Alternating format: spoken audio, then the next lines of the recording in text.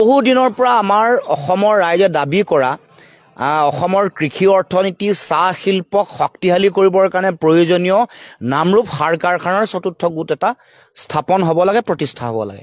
কিন্তু বাজেটত তেওঁলোকে 12.7 লাখ মেট্ৰিক টন ইউৰিয়া উৎপাদন কৰিব পৰা এটা প্ৰকল্পৰ কথা ঘোষণা কৰি ইয়াত কিমান ধন আবণ্টন দিছে সেই সম্পৰ্কতো কোনো স্পষ্ট তেওঁলোকৰ মতামত আগবঢ়োৱা নাই। তাৰ উপৰিও শেহতীয়াকৈ সিদ্ধান্ত হৈছিল যে এইটো এটা জইণ্ট ভেঞ্চাৰ হ'ব, তাত ৰাজ্য চৰকাৰৰ অংশীদাৰিত্ব থাকিব, আন বেলেগ বেলেগ ৰাজহুৱা খণ্ডৰ উদ্যোগসমূহৰ কিমান 52% অংশীদাৰিত্ব কিমান থাকিব সেইবোৰ চূড়ান্ত কৰাৰ কথা আছিল। সেই সম্পৰ্কতো কোনো ধৰণৰ স্পষ্ট দৃষ্টিভংগী আমি গম পোৱা নাই। গতিকে এনেকুৱা ধৰণৰ ঘোষণা বহুবাৰ হৈছিল।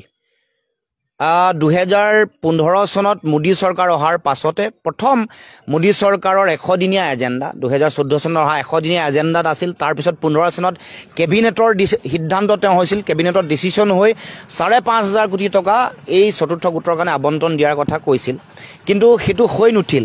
তাৰ পাছত আমি দেখিবলৈ পাইছোঁ যে দুগৰাকী কেন্দ্ৰীয় সাৰ আৰু উদ্যোগ মন্ত্ৰীয়ে এবাৰ সুৰেশ প্ৰভুৰ দিনত 2017 চনত আৰু তাৰ পাছত সদানন্দ গৌড়াৰ দিনত 2020 আৰু 21 চনতো নামৰূপ সাৰ কাৰখানাৰ চতুৰ্থ গোট স্থাপন কৰাৰ কথা কৈছিল, কিন্তু তাৰ পাছত হৈ নুঠিল।